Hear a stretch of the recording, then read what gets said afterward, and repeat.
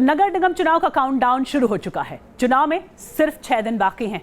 हम हाजिर हैं कुछ और इलाकों की ग्राउंड रिपोर्ट लेकर। सबसे पहले बात पांडव नगर की।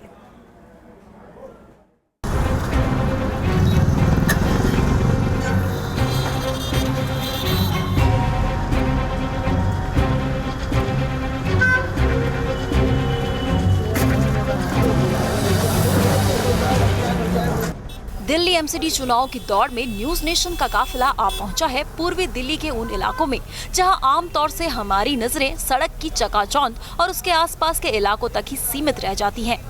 लेकिन इन सड़कों के पीछे रहने वाली आबादी और उनकी पूरी हकीकत से हम वाकिफ नहीं हो पाते। तो चलिए दिल्ली के दंगल में एक और सफर पर।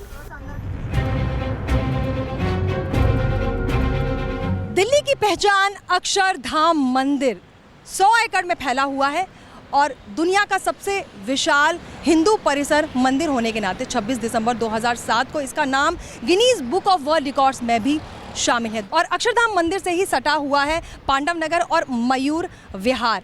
यहाँ पर बिगुल बज चुका है एमसीडी चुनाव का और यहाँ पर क्या मिजाज है, यहाँ पर प्रचार किस तरह से हो रहा है, यहाँ पर लोगों की किस तरह से उम्मीदें हैं, लोगों की क्या समस्याएं हैं, आइए आपको दिखाते हैं। हमने पूर्वी दिल्ली के जाने माने वार्ड पांडव नगर का रुख किया। हम ये जानना चाहते थे कि आखिर पांडव नगर के अंदरूनी हालात कैसे हैं, क्या है यहाँ के लोगों की समस्या, क्या है जनता के सवाल। सबसे बड़ा सवाल ये कि पांडव नगर में कितना हुआ काम, कितनी बदली है वार्ड की तस्वीर। यही जानने के लिए हम पहुंचे पांडव नगर के एक पार्क में जनता के बीच।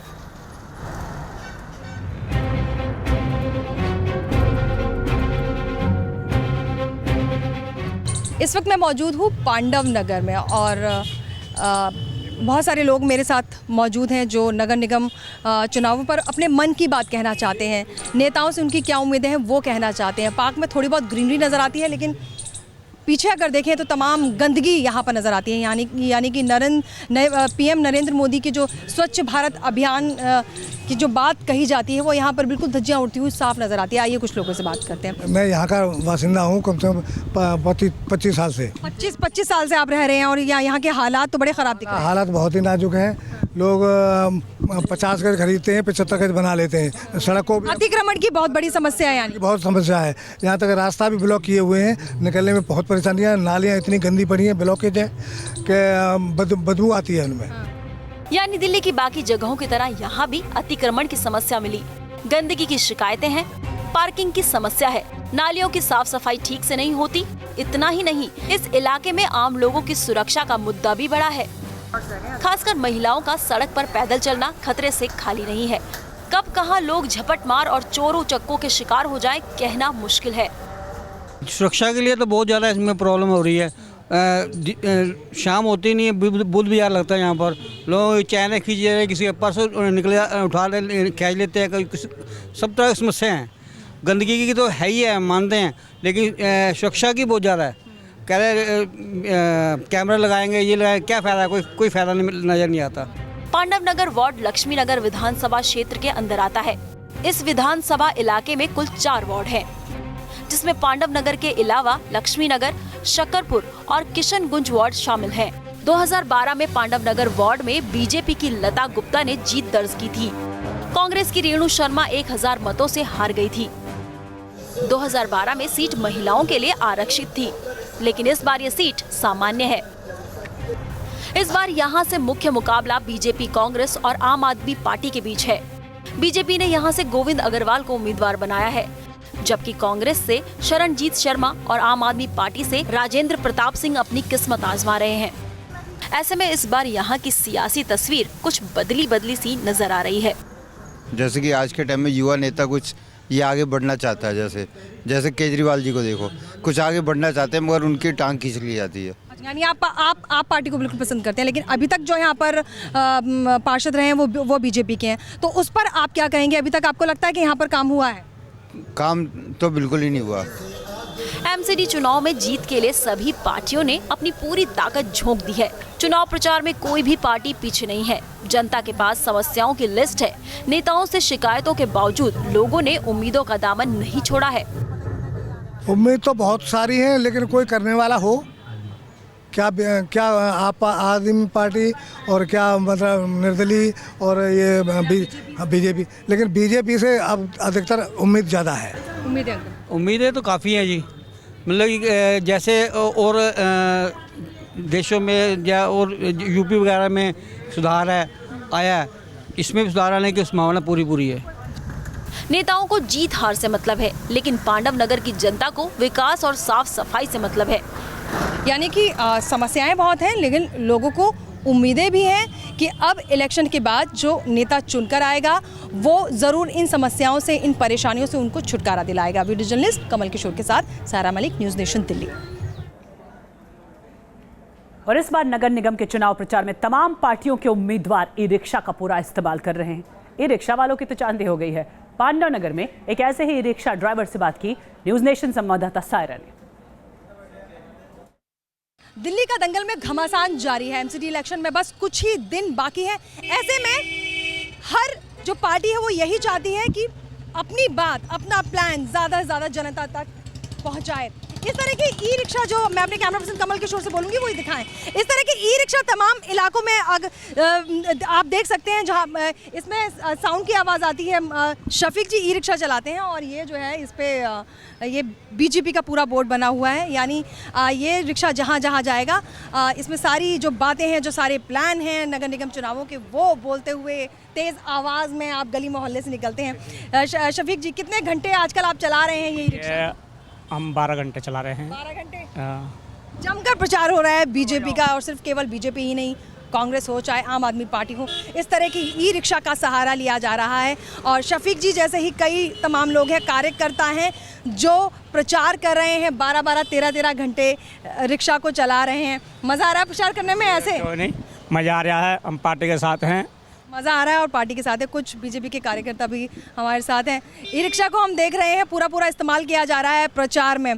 तो मैं देख रही हूँ कि प्रचार तो हो रहा है और जो कार्यकर्ता हैं आप जैसे, उनमें भी उत्साह बेहद देखने को मिल रहा है। योगी जी और मोदी जी जिस तेज़ी से डिसीजन ले रहे हैं और जिस तत्परता से कार्य कर रहे हैं, उससे नया जोश का संचार हुआ है हर आदमी में। और प्रचार माध्यमों से बता रहे हैं कि हमारी पार्टी क्या देना चाहती है, क्या मैसेज दे रही है और कैसे कार्य करना चाहती है, हर चीज़ को हाईटेक तरीके से। हाईटेक, और मैं देख रही हूँ बड़ा कमल का आपने वो अपनी उसमें भी लगा रखा है जेब में।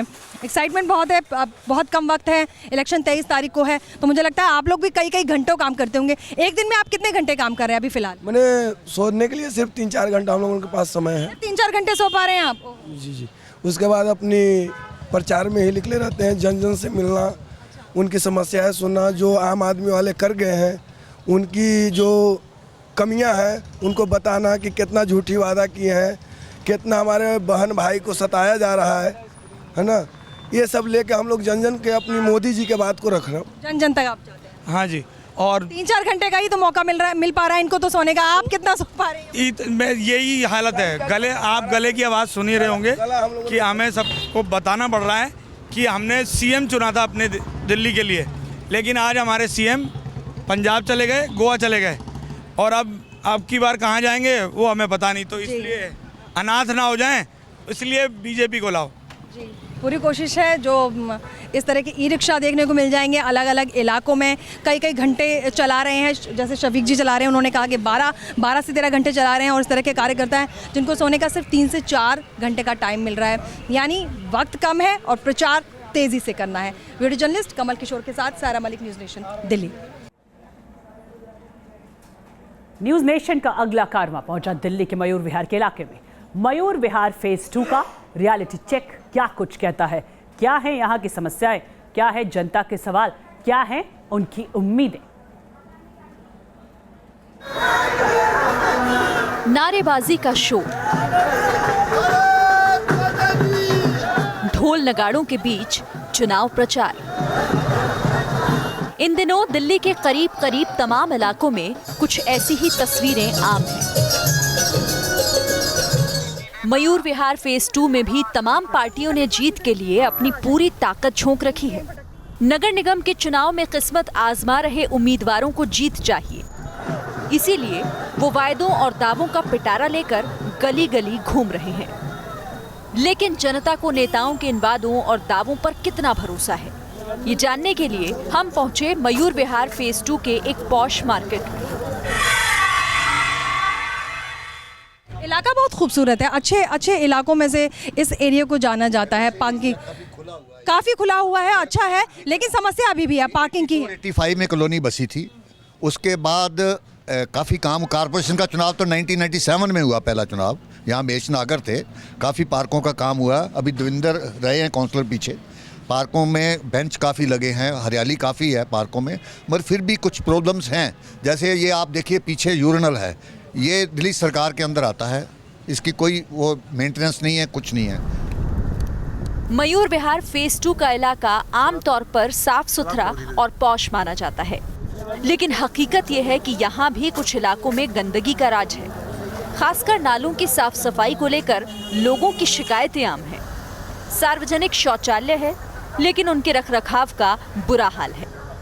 इतनी इनकी बुरी हालत है, नदी नाले नहीं, नाले विशेष जो है नाले हैं इतने गंदी तरीके से भरे पड़े हुए हैं।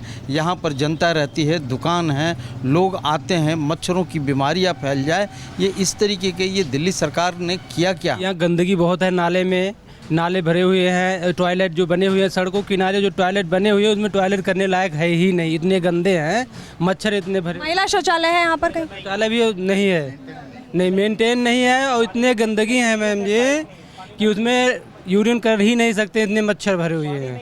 हाँ, आप बता रहे थे। हाँ, उसमें पानी नहीं है। दिल्ली गवर्नमेंट ने टैंकियाँ लगा दी, सुलभ शौचालय बनाया है, लेकिन उसमें पानी की व्यवस्था नहीं है, सफाई करने वाला कोई आदमी नहीं है, तो बताइए कि उसमें कैसे जाएंगे? पार्किंग की बहुत समस्या है मैम। यहाँ पे अक्सर लोग पहले यहाँ ठेके थे, यहाँ पे बंद करवाए थे, यहाँ पे उस वजह से लोग बीच में ही रोड पे खड़ी कर देते गाड़ियाँ, 2-2 घंटे के लिए खड़ी रहती थी। पार्किंग की बहुत प्रॉब्लम है यहाँ पे। मयूर विहार फेज 2 वार्ड पटपड़गंज विधानसभा क्षेत्र के अंदर आता है। 2012 के चुनाव में मयूर विहार फेज 2 वार्ड से बीजेपी के देवेंद्र कुमार ने कांग्रेस के गुलाब सिंह को 11,000 से भी ज्यादा मतों से हराया था। ये इलाका दिल्ली के उप मुख्यमंत्री मनीष सिसोदिया के हाई प्रोफाइल इलाकों में से एक है, लेकिन यहाँ की जनता को शिकायत है कि मनीष सिसोदिया ने उनके इलाके की सुध कभी नहीं ली। ये एरिया है मनीष सिसोदिया जी का, मैं दिल्ली सरकार की बात करता हूँ, तो उनको तो हमने क्षेत्र में आज तक देखा ही नहीं। अभी भी एमसीडी का चुनाव चल रहा है, उनकी पार्टी चुनाव लड़ रही है, लेकिन वो अपने कैंडिडेट के उसमें भी प्रचार में भी नहीं आए हैं। नगर निगम ने बहुत काम किया है, हमारे फेज 2 में मूलभूत सुविधाएं बहुत हैं, और सिर्फ जो अभी दिल्ली सरकार जो बनी है इन्होंने अपना काम करना उस हिसाब से नहीं है, और ख़ास तौर पर सीएम जी यहाँ से हैं और यहीं से हमारे विधानसभा के कैंडिडेट हैं, लेकिन वो अपने क्षेत्र में दिखाई नहीं देते। दिल्ली के नगर निगम में पिछले 10 सालों से बीजेपी का राज है, लेकिन कुछ लोगों की शिकायत आम आदमी पार्टी की सरकार से है। हमारे एमसी ने बहुत अच्छा काम किया है 10 सालों से, बीजेपी जब से रही, लेकिन क्या है ये दिल्ली सरकार जब से आई है फंड देना बंद कर दिया, विधवाओं की, वृद्धों की और विकलांगों की पेंशन रोक दी है, इसलिए बहुत बड़ी समस्या है। पैसा है नहीं तो एमसीडी तनख्वाह दे रहे हैं, पैसा तो पेंशन काट देगी। ये दिल्ली केजरीवाल बहुत झूठ बोला है, अब ये इसका पुलिंदा खुला है, ये हार रहा है। मयूर विहार फेज 2 सीट इस बार महिलाओं के लिए आरक्षित है। इस बार यहाँ से बीजेपी ने भावना मलिक को चुनाव मैदान में उतारा है, तो वहीं कांग्रेस की तरफ से सुमन गोस्वामी और आम आदमी पार्टी की तरफ से गुरप्रीत कौर अपनी किस्मत आजमा रही हैं। हमें पता है हमें जीत मिलनी ही मिलनी है। हमने तो उन समस्याओं को नोट डाउन करना भी शुरू कर दिया, ताकि बहुत सारी लेडीज़ मिली जिनकी पेंशन्स नहीं है, वो सब नोट डाउन करना शुरू कर दिया, and we are sure we are going to give the best of the service. एक एक घर में हमारी पूरी पहले से पैठ है, हमने काम किया है, लोगों के साथ 24 आवर्स वर्किंग दी है, दिन रात कार्यकर्ता के साथ सुख दुख में खड़े रहे, पुलिस प्रशासन से लेकर हर जगह हमारा होल्ड रहा है। मयूर विहार फेज 2 में ईस्ट विनोद नगर ब्लॉक, कल्याणवास और खिचड़ीपुर गांव जैसे इलाके भी आते हैं। हमारी पड़ताल में कुछ एक इलाकों में साफ सफाई की हालत अच्छी तो नजर आई, लेकिन कुछ इलाकों में इस पर अभी भी ध्यान देने की खास जरूरत है। मुकाबला बीजेपी, कांग्रेस और आम आदमी पार्टी के बीच त्रिकोणीय है। बीजेपी के सामने अपने किले को बचाने की चुनौती है, तो वहीं कांग्रेस को अपनी खोई सियासी जमीन हासिल करने की है, जबकि आम आदमी पार्टी के लिए खोने के लिए कुछ भी नहीं है। दिल्ली से सायरा के साथ टीम न्यूज़ नेशन। तो पूर्वी दिल्ली का ही एक और वार्ड है खिचड़ीपुर, जिसका नाम बदलकर दल्लूपुरा कर दिया गया है। खिचड़ीपुर के इस इलाके की हकीकत क्या है? पिछले 5 साल में ये इलाका कितना बदला है, यहाँ के लोगों की जिंदगी कितनी बदली है, वो दिखाते हैं। मेरे पीछे जो आप देख रहे हैं ये पार्क है, लेकिन ये पार्क कम और गंदगी का जो अंबार है वो यहाँ पर ज़्यादा नज़र आ रहा है। आपको देखने को मिल जाएंगे आसपास सारे मवेशी। ठीक इसके ज़रा सा अगर हम आगे जाएंगे तो मयूर विहार फेज़ 2 लग जाता है और ये खिचड़ीपुर का जो गांव है ये वो है। यहाँ पर पार्क तो है, लेकिन पार्क के क्या हालात हैं ये तस्वीरें साफ बयां कर रही है। अब तक क्या काम हो रहा है ये तस्वीरें भी बता रही हैं। अब तक तो आप समझ गए होंगे कि दिल्ली के दल्लूपुरा की असली हकीकत क्या है। कहने को ये खिचड़ीपुर गांव का पार्क है, लेकिन कूड़े कचरे के ढेर से इतना पटा पड़ा है कि ये पार्क कम डंपिंग यार्ड ज्यादा नजर आता है। गंदगी का अंबार लगा हुआ है, आसपास अतिक्रमण की भी समस्या आप देख सकते हैं, लोगों ने कुछ कुछ घेरा हुआ है। तो ये तमाम समस्याएं हैं जो यहाँ पर साफ तौर पर नजर आती हैं। अब चुनाव है और वादे तो कर रहे हैं नेता, लेकिन देखना है कि क्या ये जो गंदगी का अंबार है, ये जो समस्याएं हैं, उनसे छुटकारा लोगों को मिलेगा। दल्लूपुरा वार्ड के खिचड़ीपुर गांव के पार्क की हालत आपने देख ली। अब आपको लेकर चलते हैं उन इलाकों में जहां पर लोग रहते हैं, यानी खिचड़ीपुर गांव का वो रिहायशी इलाका जो कहने को तो राजधानी दिल्ली का हिस्सा है, लेकिन हकीकत इससे कोसों दूर है। ये इलाका आज भी बुनियादी सुविधाओं से वंचित है। आप भी देखिए खिचड़ीपुर के ट्रांजिट कैंप की कहानी जनता की जुबानी। इस वक्त मैं मौजूद हूँ खिचड़ीपुर के ट्रांजिट कैंप में, जो कि मयूर विहार फेज़ 2 के अंतर्गत आता है। करीब आधा किलोमीटर दूर है। अगर हम राइट हैंड की तरफ जाएंगे तो मयूर विहार फेज़ 2 आ जाएगा। और इस वक्त तमाम मेरे साथ लोग मौजूद हैं खिचड़ीपुर के।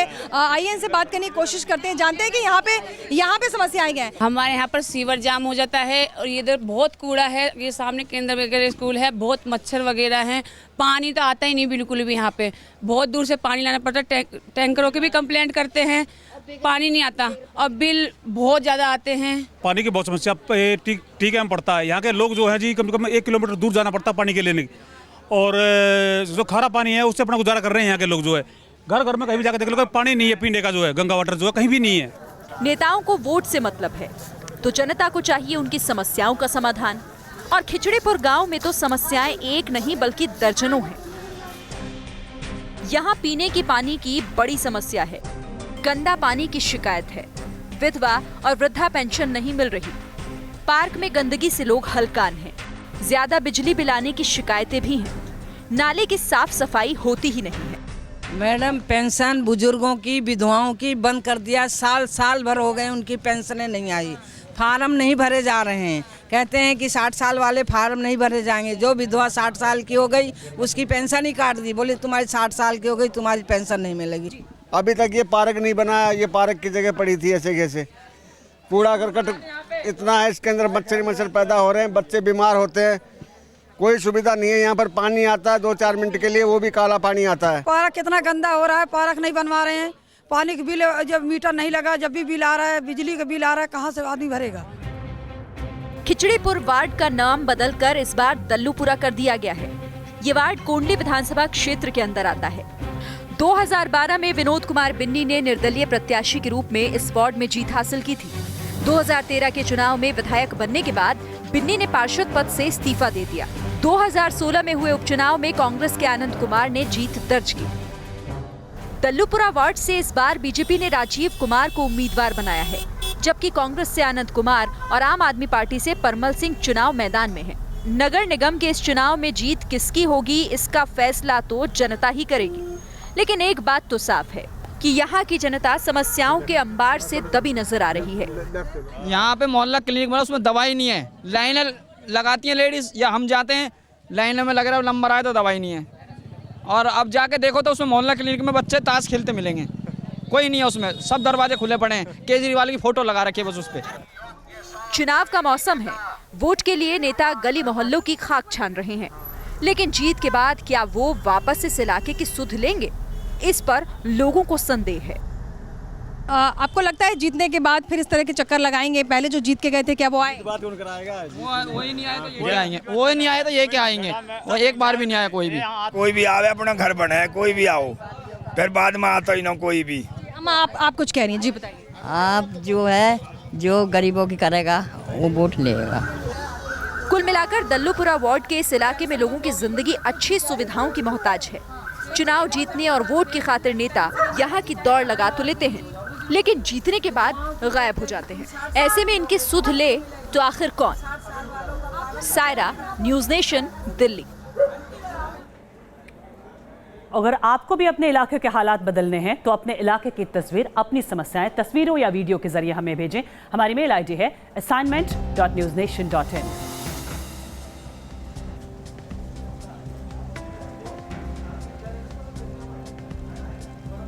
तो ये आपकी दिल्ली है, आपका वोट मैटर करता है, इसलिए हमें जरूर अपनी वीडियो या तस्वीर भेजें। और बने रहे न्यूज़ नेशन के साथ, क्योंकि खबरों का सिलसिला यहां कभी नहीं थमता।